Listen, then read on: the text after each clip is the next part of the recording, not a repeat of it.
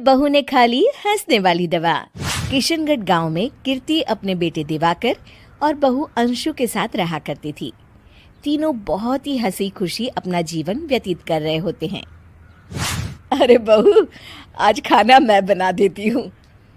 नहीं माँ जी, आप क्यों तकलीफ कर रही हैं? आप आराम कीजिए, खाना मैं ही बनाऊंगी।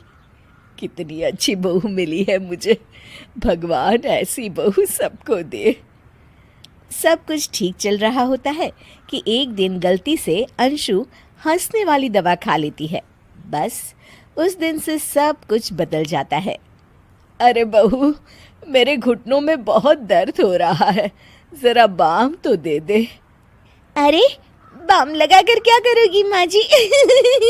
मैं पाँव दबा देती हूँ। अरे एक तो मुझे पाँव दर्द हो रहा है, ऊपर से तुम हंस रही हो। आई एम सॉरी माँ जी।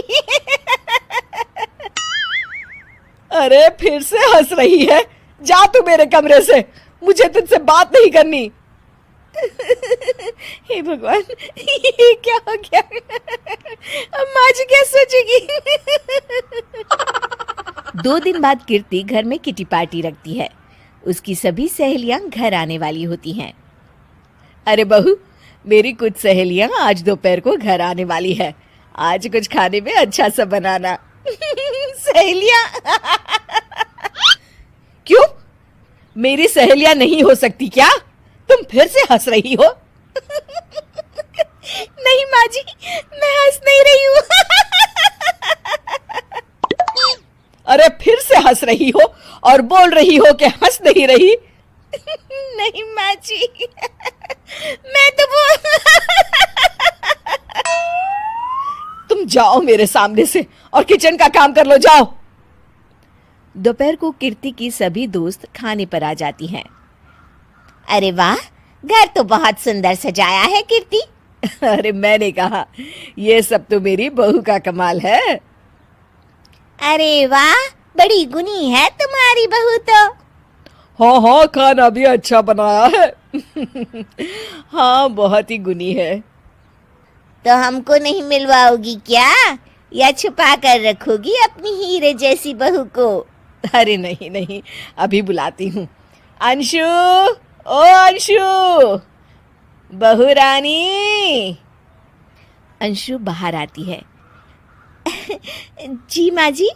बहू, ये सब मेरी सहेलियां हैं, मिलो सबसे।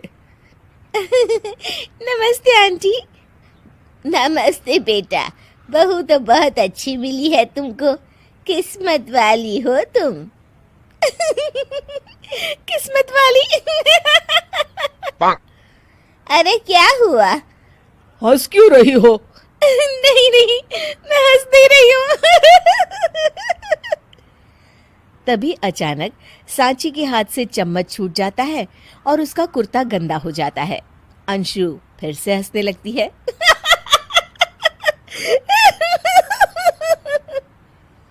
इधर सब सहेलियां गुस्सा होकर चली जाती हैं। कीर्ति भी नाराज होकर अपने कमरे में चली जाती है। हे भगवान, ये मैंने क्या कर डाला? इस तरह से तो माँ जी और उनकी सहेलियां नाराज हो गई। अगले दिन, बहू, ओ बहू, किधर हो? जी माँ जी। जल्दी से मेरे साथ चलो, पड़ोस वाले शर्मा जी की हार्ट अटैक से मौत हो गई है, उनके घर बैठक के लिए जाना है। अंशु तैयार होकर आ जाती है। थोड़ी देर में दोनों शर्मा जी के घर पहुंच जाती हैं। वहां पर सब रो रहे होते हैं। कीर्ति शर्मा जी की बीवी के पास बैठकर उन्हें सांत्वना देने लगती है। बड़े अच्छे इंसान थे मेरे पति। अच्छा। तुम हंस क्यों रही हो? वो अच्छे थे। हाँ हाँ, बहुत अच्छे थे अंकल। अरे अंशु, हंस मत। माँ जी, मैं हंस नहीं रही। मैं तो आंटी जी को बस दिलासा दे रही थी। सब औरतें अंशु की इस हरकत से हैरान हो जाती हैं। कीर्ति भी बहुत शर्मिंदा होती है और वो अंशु को लेकर फटाफट घर लौट आती है। अंशु, क्या हो गया है तुझे? हंस क्यों रही थी तू वहां पर? नहीं बाजी, मैं तो बस